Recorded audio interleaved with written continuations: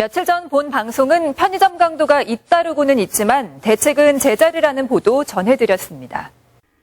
지난 3월에는 동해에서도 10대 여성 혼자 근무하던 편의점에 강도가 드는 등 최근 3년 동안 도내에서 15건의 편의점 강도 사건이 발생했습니다.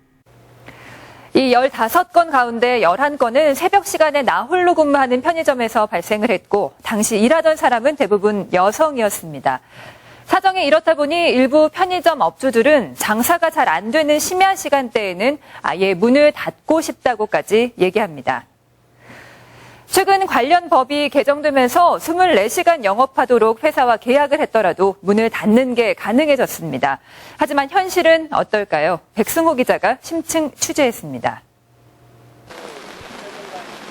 춘천 시내 한 편의점. 회사가 매장 인테리어와 같은 공사를 해줬고 대신 편의점 매출의 35%를 대여 명목으로 가져갑니다. 총 매출의 일부를 떼가다 보니 회사와의 계약 사항엔 24시간 의무 영업이 포함되어 있습니다. 편의점 업주 입장에서는 심야 시간엔 손님이 없어 인건비를 따지면 손해인데도 울며 겨자 먹기로 영업을 해야 합니다. 1시간 동안 한 명도 안 올 때도 있고, 그러니까 담배 손님 한 대여섯, 7명 정도? 심야 시간 편의점을 이용하는 손님이 별로 없는 곳은 범행의 손쉬운 표적이 될 수 있습니다. 강원도 내 편의점은 모두 944곳입니다. 이 가운데 자정부터 새벽 4시까지 여성 혼자 근무하는 편의점이 220곳이나 됩니다. 여학생이나 여대생을 고용하는 경우가 많습니다. 그러다 보니까 강도, 절도의 취약점이 노출되고 특히 그 여학생 혼자 있다 보면은 아무래도 거항을 못하기 때문에 당연히 그 범죄의 대상이 될 걸로 보고 있습니다. 하지만 최근 관련법이 개정되면서 24시간 의무 영업 조항을 지키지 않아도 됩니다. 편의점 업주가 6개월 동안 심야 시간 영업 손실을 입증하면 회사에 직접 영업 단축을 요구할 수 있도록 한 겁니다.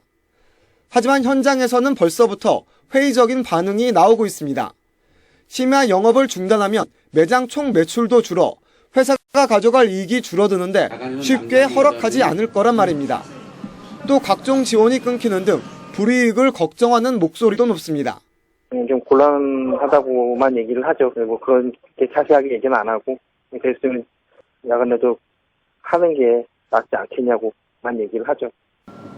공정거래위원회는 회사가 영업 단축 요구를 거부하면 시정 명령을 내릴 계획이지만 강제성은 미지수여서 좀 더 강력한 대책이 나와야 한다는 지적입니다.